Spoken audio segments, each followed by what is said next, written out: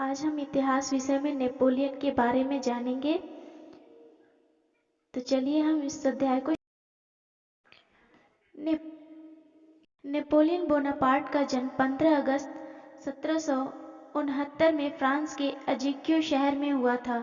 यह शहर कोर्सिका द्वीप पर है। नेपोलियन के 4 भाई और 3 बहनें थीं। एक अमीर परिवार में पैदा होने के कारण नेपोलियन को बचपन में अच्छी शिक्षा मिली। उन्हें एक सैनिक अफसर बनने के लिए फ्रांस की सैन्य अकादमी में भर्ती किया गया। सैनिक स्कूल में शिक्षा के बाद उसने 1784 में तोपखाने से संबंधित विषयों का अध्ययन करने के लिए पेरिस के एक कॉलेज में प्रवेश लिया। उसकी प्रतिभा को देख फ्रांस के राजकीय तोपखाने में उसे सब लेफ्टिनेंट की नौकरी मिल गई थी। उसे 2.5 शिलिंग का प्रतिदिन का वेतन मिला करता था, जिससे वह अपने 7 बहनों का पालन पोषण करता था।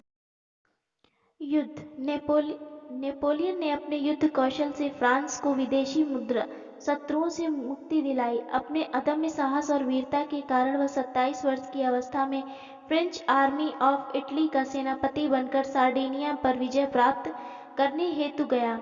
अपने युद्ध कौशल से उसने सार्डिनिया को आत्मसमर्पण करने पर मजबूर कर दिया और सार्डिनिया का बहुत सा जीता हुआ क्षेत्र फ्रांस को सौंप दिया। नेपोलियन का जीता हुआ क्षेत्र फ्रांस को सौंप दिया। नेपोलियन का अगला विजय अभियान ऑस्ट्रिया पर आक्रमण करके वहां के सम्राट कैम्पो फोर्मिया को संधि की अपमानजनक शर्तों को स्वीकार करने हेतु बाध्य करना था। बाद में नेपोलियन ने टोलेंटी की संधि पर पोप के हस्ताक्षर करवाकर फ्रांस की अधीनता स्वीकार करने पर मजबूर कर दिया। इसके बाद फ्रांस ने नेपोलियन को इंग्लैंड पर आधिपत्य करने हेतु भेजा, किंतु इंग्लिश चैनल की बाधा ने नेपोलियन को पराजय का मुख दिखाया। नेपोलियन ने मिस्र को विजित करके पूर्वी एशिया में स्थित ब्रिटिश उपनिवेशों को भी अपने अधीनस्थ करने का निश्चय कर 1798 में 35,000 प्रशिक्षित सैनिकों के साथ कूच कर दिया। उसने रास्ते में माल्टा, पिरामिड, सिकंदरिया, नील नदी की संपूर्ण घाटी पर कब्जा कर लिया। अब वह भारत की ओर बढ़ रहा था, लेकिन ब्रिटिश नौसैनिक की शक्ति के आगे नेपोलियन परास्त हो गया। बाद में फ्रांस की भूमि पर लौटने पर उसने अपनी राजनीतिक कुशलता से नवीन कंसुलेट सरकार की स्थापना कर स्वयं को वहां का शासक घोषित कर दिया। फ्रांसीसी जनता ने 15 दिसंबर 1799 को उसे अपना सम्राट स्वीकार कर लिया। 25 दिसंबर 1799 को उसने देश का नवीन संविधान लागू कर दिया। 1804 सीनेट ने अपने प्रस्ताव में नेपोलियन को फ्रांस के सम्राट के रूप में स्वीकृति दे दी। शासक बनते ही नेपोलियन ने देश की अर्थव्यवस्था, शिक्षा, प्रशासनिक, सैन्य और न्याय प्रणाली में आमूल सुधार किए।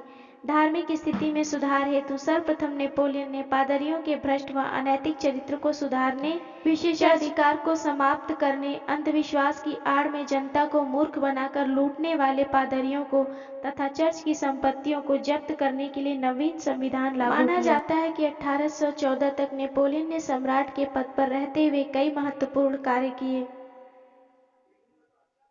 लेकिन लीपचिंग के युद्ध के पश्चात उसे फ्रांस के सम्राट का पद त्याग कर देश निकाला मिलने पर एल्बा द्वीप में रहना पड़ा। वहां से भागकर आने पर देशवासियों ने उसे पुनः सम्राट के रूप में स्वीकार किया था।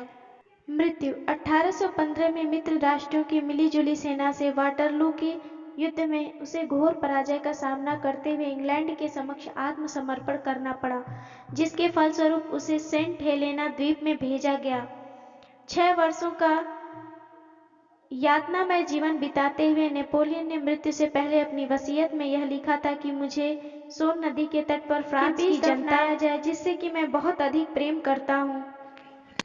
हालांकि नेपोलियन बोनापार्ट की मौत को लेकर इतिहासकारों में मतभेद है। अधिकांश मानते हैं कि उसकी मौत पेट के कैंसर की वजह से हुई थी। हालांकि कुछ मानते हैं कि वाटरलू की लड़ाई में हार जाने के बाद नेपोलियन को 1821 में सेंट हेलेना द्वीप निर्वासित कर दिया गया था, जहां 52 साल की उम्र में उसकी लेकिन सन 2001 में फ्रांसीसी विशेषज्ञों ने नेपोलियन के बाल का परीक्षण करके पाया कि उसमें आर्सेनिक नामक जहर था। यह माना जाता है कि संभवतः सेंट हेलेना के तत्कालीन ब्रिटिश गवर्नर ने फ्रांस के काउंट के साथ मिलकर नेपोलियन की हत्या की साजिश रची, लेकिन अमेरिकी वैज्ञानिकों के अनुसार नेपोलियन की बीमारी का उपचार किया गया, उसी ने उसे मार दिया।